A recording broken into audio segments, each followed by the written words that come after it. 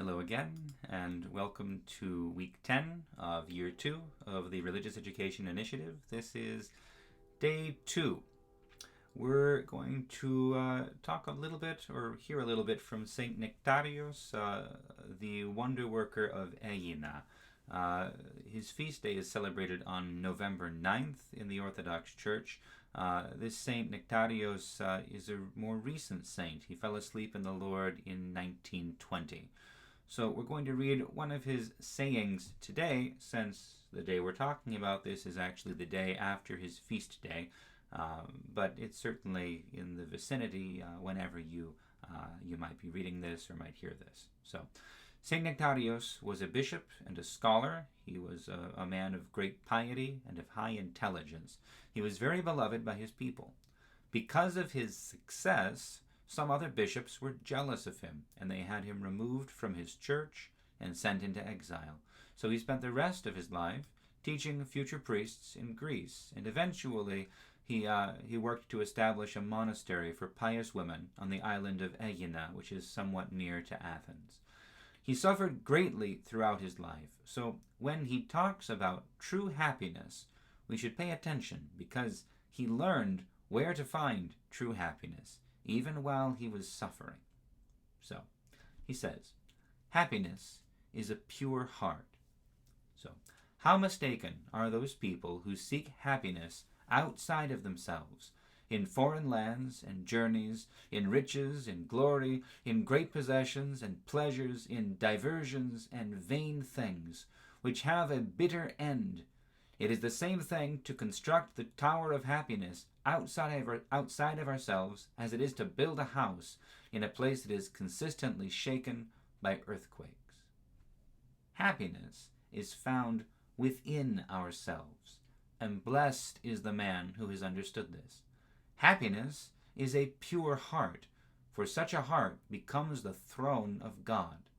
Thus says Christ of those who have pure hearts, I will visit them and will walk in them, and I will be a God to them, and they will be my people. This is from 2 Corinthians 6, verse 16.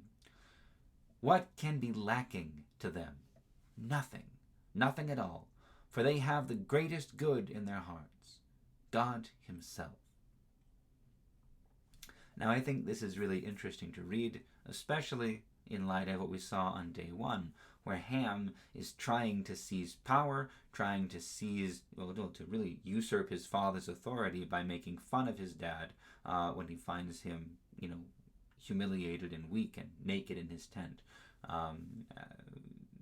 And all the things that Ham's descendants are pursuing, power and glory and big buildings, these are all the things that St. Nektarios is saying, none of these make you happy. It doesn't work. To be fair, to be honest, these are also the things that human beings always are seeking, are always chasing. How many of us spend our lives, kind of thinking about the next thing we can buy? It might even be very virtuous in a sense that we're working hard, we're saving our money, all of our goal is towards this next thing we can get. And we've all experienced that there's a great deal of joy and anticipation and expectation as we're saving, as we're working, as we're waiting for the thing to arrive. But it's never as good when we actually get it. It always leaves us feeling empty. This is why I think St. Nektarios says, truly, if we place our happiness in these things that are outside of ourselves, then our happiness is built on a lousy foundation, and it really is not happiness at all. And then he tells us the right way. He says, happiness is a pure heart, because when our heart is pure, then God comes and dwells with us, and he fulfills all that we need, which doesn't mean he gives us all the things that we think we would want, that we think would make us happy. God gives us peace and joy that surpasses anything that this world can understand or imitate.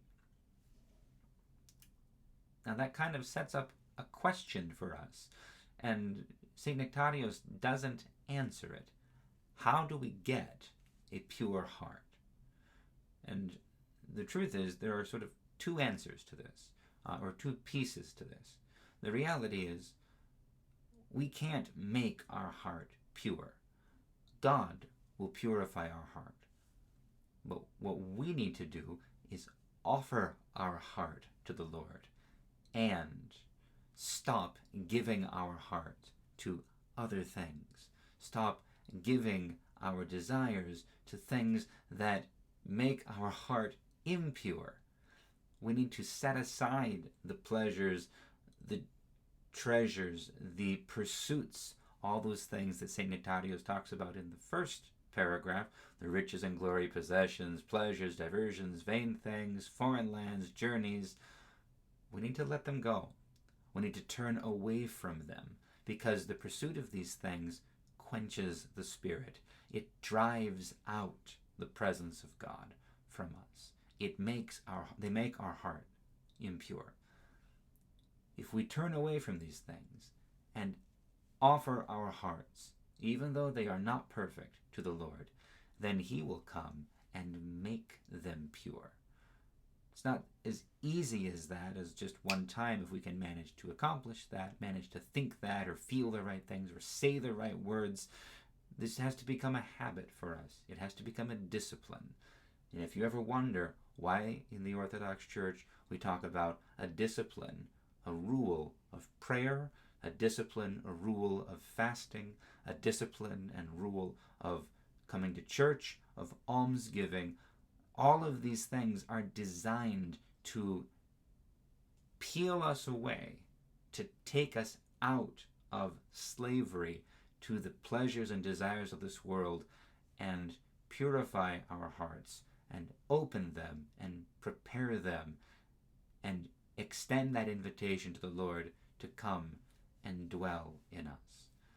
That is where we will find happiness, true happiness, lasting joy. This is the promise of Christ to those who follow Him.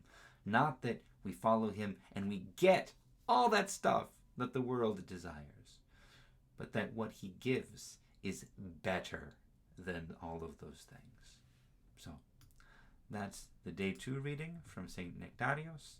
I'll see you all for Day 3, when we'll actually continue a very similar theme. So, God bless you all. I'll see you then.